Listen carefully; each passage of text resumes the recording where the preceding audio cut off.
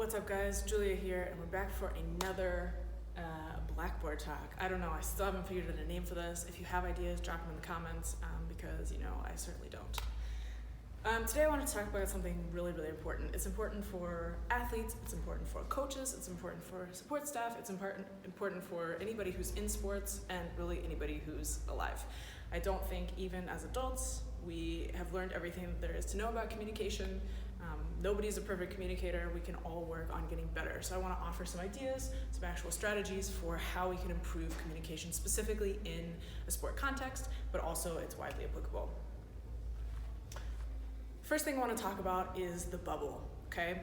So we're going to use some metaphors here, so just roll with me. I love a good sports metaphor. All right, so here's the two bubbles, or your circles. It's important to know that in communicating, it goes two ways, okay? The sending and the receiving. Okay, so if bubble one, let's say it's the coach, sends, I don't know what their message is, they just give words. Make sure you do your strength and conditioning today.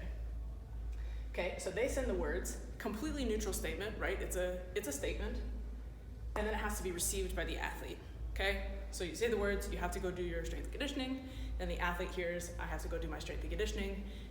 They hear it as a statement, my coach wants me to do my strength and conditioning, okay, I receive that and I go and do my strength and conditioning.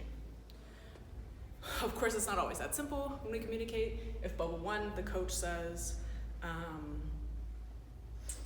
you played terribly today, I'm gonna bench you, I can't believe that you would let me down like this, you're an embarrassment, etc., that's what they've sent, okay? Those are the words that they said. They're a bit demoralizing, they're negative. They've been sent, and now they have to be received. And oftentimes, honestly, more often than not, at least with the athletes that I work with in sports psychology, is once those words are received, they're received as inherently negative, they're received as my coach hates me, there's something wrong with me, and I also now have a disdain for my coach because they have a disdain for me as well. What happens if that wasn't the case? Meaning, what happens if not only the words that were said were different, which in best case scenarios, we can go talk to the coach and say, hey, don't say things like that to an athlete. But also if we didn't receive them in that manner, what would happen? So that's what we're gonna explore. So let's go back to the two bubbles, okay? These are individual people, okay? So these are somebody's context. Everybody lives in their own bubble, and they have it like decorated inside. It's really nice. Think about those, the blow up bubbles that you can like get in and roll into each other. Think about it kind of like that. Everybody's got their own. It's beautiful, it's got everything inside of it that you want, hopefully, or everything that you've purposefully brought inside of it. Now, this coach, when they say those words, is speaking out of their bubble to you and your bubble. So that's two things. That means they're specifically speaking out of their bubble. They're speaking out of their context, their experience, their background, their personality, their way of communicating into or towards your bubble, your context, your background, your way of communicating, your communication style, which are two, most likely, entirely different things. And although some athletes do communicate the same way as their coach, that's often not the case, again, at least with the athletes that I work with. So it's important to first of all recognize that anytime you're communicating with somebody who has an entirely different bubble and context and background and communication style than you. Give them some empathy and realize that they're speaking out of their context. They don't necessarily know what's in your context, and most likely, if they're coming at you sideways, looking at you cross-eyed, something like that, then you need to know that their bubble is probably blurred. It's probably not that great. It says more about them. That's a cliche. It's communication styles or ways of communicating or ways of behaving say more about that person than they do about you, but that's actually true because they're doing the best they can in their context, which might not be beautiful and bright and healthy like your context, so it really has nothing to do with your context. That's the first thing. That's the sending, right? They're sending it out of their context. The second thing is, on the receiving end, on your end, you now have the responsibility to say, all right, let me go grab that really quick and reach your hand out of your bubble and take whatever they threw at you from their context into your context.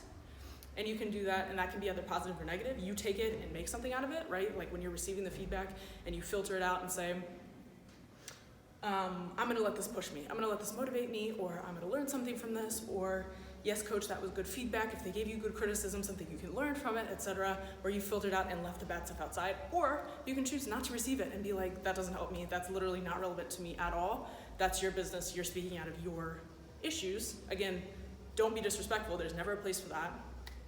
But to say, I recognize that you're speaking out of your context, to me, that's inappropriate. I'm not accepting that.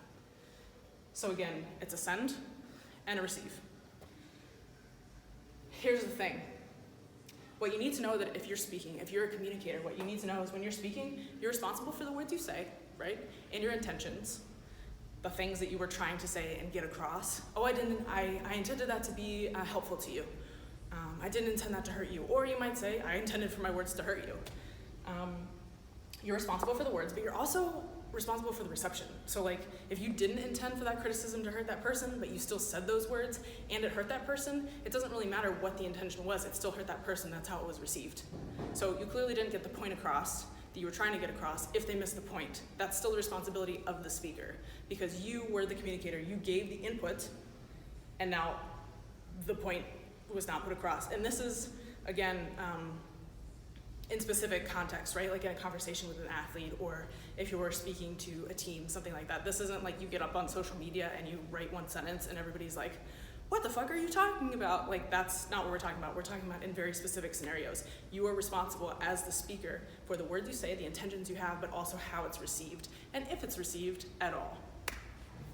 Now, as the receiver, you're responsible for receiving, whether you decide to receive it or not, and if you receive it, how you filter it out, like if you just take the positive things from it, or accept the positive and the negative things, and then also your response to it. So if you also take the negative things with, and now you just hate your coach, you're responsible for how you behave.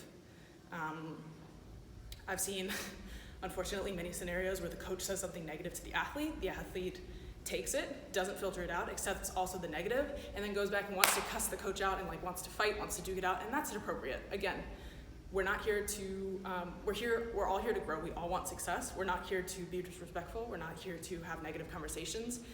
And something that's also worth noting is that if you've got a problem with somebody, go and talk to them about it. Like, people will be mad at others, whether it's a player to a coach, or a coach to a player, or a player to a player, whatever it may be. People will be mad at other people and never even tell them why. And then you forget why, and you're still just mad at this person, and nothing's ever changed because they don't know what they're supposed to change. So if I can leave you with a piece of advice, or a few, always be mindful of the words you say and the intentions you have, but also be mindful how you communicate that and how you send it, basically how you package it up and deliver it to the other person, because you're responsible for how it's sent, packaged, and how it's received. When you're on the receiving end, remember that everybody's speaking out of their context, everybody does the best they can from different contexts, and you can never expect somebody to just only speak in your context, unless it's like your partner or your family or something like that. They should at least try, right? So accept that, have empathy, and then take control and be like, I get to decide how I receive this and how I respond to it. And then if you got an issue with somebody, just go talk to them about it. Like, be an adult. Even if you're not an adult yet, even if you're under 18, it doesn't really matter. This really, truly can never happen soon enough. If you have a problem with somebody, go tell them about it. More often than not, they're not gonna like call you out your name, look at you sideways and be like, I don't know what you're talking about. If you approach somebody respectfully, again, if you're mindful of the words you say and how other people will receive it, usually they'll be open to having a discussion with it. So that's Communication 101. We could truly get way more in depth than this, but I hope that this very brief but also slightly intense overview was helpful.